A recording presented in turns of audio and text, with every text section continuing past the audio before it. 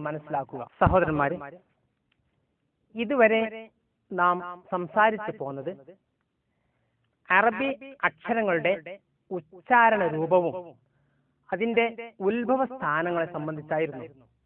അതോടൊപ്പം ആ അക്ഷരങ്ങളിലെ വളരെ പ്രധാനപ്പെട്ട അക്ഷരങ്ങളെ ഉച്ചരിക്കേണ്ട രൂപവും നാം വിവരിച്ചു കഴിഞ്ഞു. ഇനി സൂറത്തുൽ ഫാത്തിഹയിൽ വന്നിട്ടുള്ള അക്ഷരങ്ങൾ എങ്ങനെയാണ് ഉച്ചരിക്കേണ്ടത്, എങ്ങനെയാണ് ഓരോ ആയത്തുകളും ഓതേണ്ടത് എന്ന് ശ്രദ്ധിക്കുക. നോക്കൂ, ഇവിടെ ആദ്യമായി ബിസ്മില്ലാഹിർ റഹ്മാനിർ റഹീം എന്ന് എഴുതിയിരിക്കുന്നു. ഇവിടെ അടിയിൽ അണ്ടർലൈൻ ചെയ്ത അടിവരയിട്ട ഭാഗം ശ്രദ്ധിക്കുക.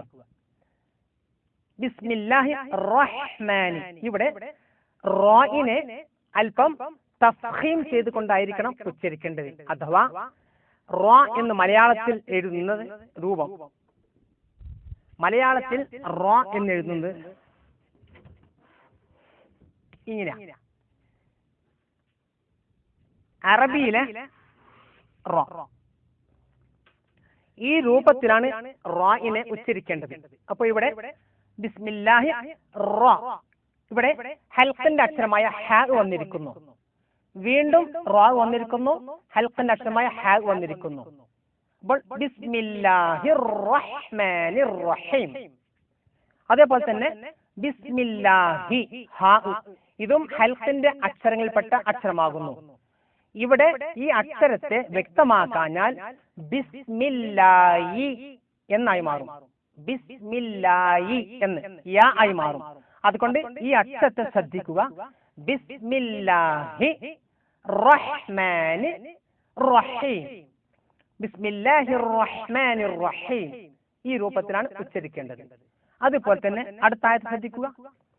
അൽ ഹംദു ലില്ലാഹി റബ്ബിൽ ആലമീൻ, അൽ ഹംദു ലില്ലാഹി റബ്ബിൽ ആലമീൻ. ഇവിടെ ശ്രദ്ധിക്കേണ്ട ചില അക്ഷരങ്ങൾ നോക്കൊന്ന്. ഹൽഖിന്റെ അക്ഷരത്തിൽപ്പെട്ട ഹ വന്നിരിക്കുന്നു, പിന്നെ ലില്ലാഹി ഹ വന്നിരിക്കുന്നു, റബ്ബിൽ ആലമീൻ ഐൻ വന്നിരിക്കുന്നു. ഇതെല്ലാം ഹൽഖിന്റെ അക്ഷരങ്ങളിൽപ്പെട്ടതാണ്. അതുകൊണ്ട് അതിനെ ഹൽഖിൽ നിന്നും തൊണ്ടയിൽ നിന്നും മാത്രമേ ഉച്ചരിക്കാൻ പാടുള്ളൂ. അതുപോലെ തന്നെ മീം വന്നിരിക്കുന്നു. മീമിന് സുക്കൂൻ വന്നാൽ ചുണ്ട് നല്ലവണ്ണം പൂട്ടണം. മീമ് സുക്കൂനുള്ള മീമ് എവിടെ വന്നാലും നന്നായി പൂട്ടിയിരിക്കണം ചുണ്ടിനെ.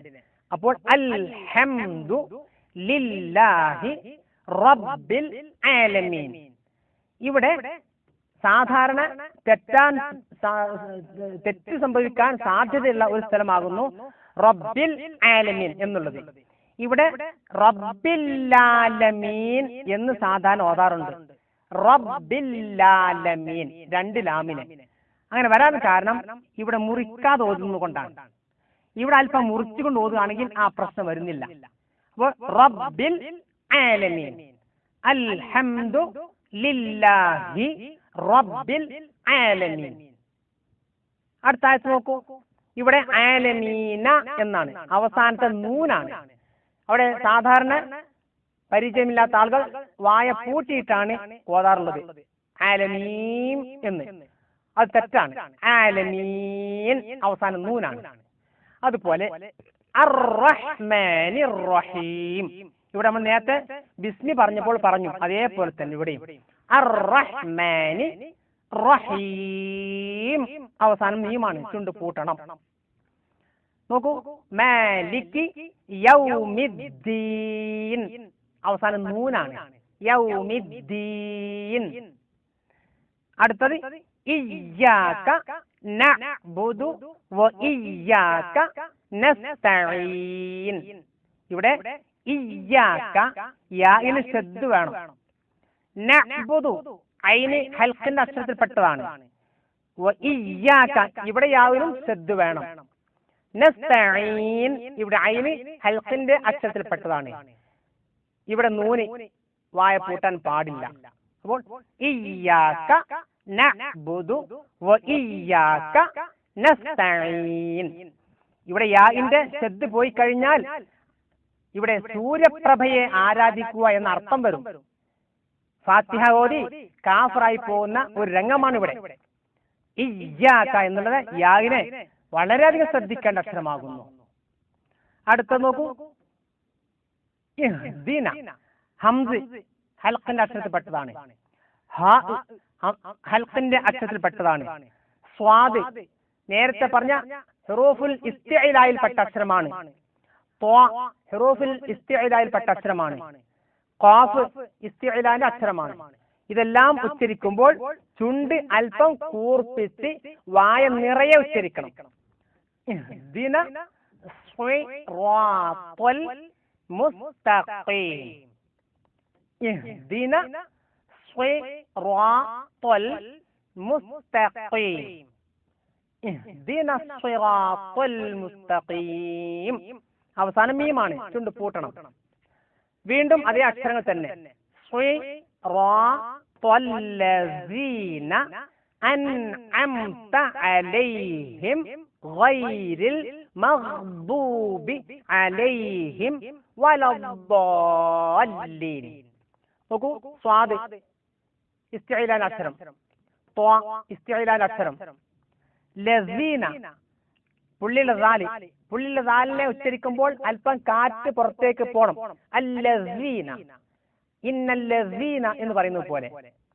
അൻഅംത ഹൽഖിന്റെ അക്ഷരം, ഐന് ഹൽഖിന്റെ അക്ഷരം, സുക്കൂല മീമ് വായ നന്നായി പൂട്ടണം. ഐന് ഹൽഖിന്റെ അക്ഷരം, ഹ ഹൽഖിന്റെ അക്ഷരം, ഗൈന് ഹൽഖിന്റെ അക്ഷരം, ഗൈന് ഹൽഖിന്റെ അക്ഷരം, ദ്വാദ് ഇസ്തിഇലാന്റെ അക്ഷരം, ഐന് ഹൽഖിന്റെ അക്ഷരം, ഹ ഹൽഖിന്റെ അക്ഷരം, ദ്വാദ് ഇസ്തിഇലാന്റെ അക്ഷരം. ഇത്തരം ഹൽഖിന്റെയും ഇസ്തിഇലാന്റെയും അക്ഷരങ്ങൾ വ്യക്തമായി തന്നെ ഉച്ചരിക്കണം. അപ്പോൾ എങ്ങനെ ഓതാം? സിറാത്തല്ലസീന അൻഅംത അലൈഹിം ഗൈരിൽ മഗ്ദൂബി അലൈഹിം വലദ്ദാല്ലീൻ. ഇപ്പോൾ ഈ ഫാത്തിഹ സൂറത്തിൽ വന്നിട്ടുള്ള അക്ഷരങ്ങളെ സംബന്ധിച്ച് ചെറിയൊരു ധാരണ നിങ്ങൾക്ക് കിട്ടിയിരിക്കുന്നു.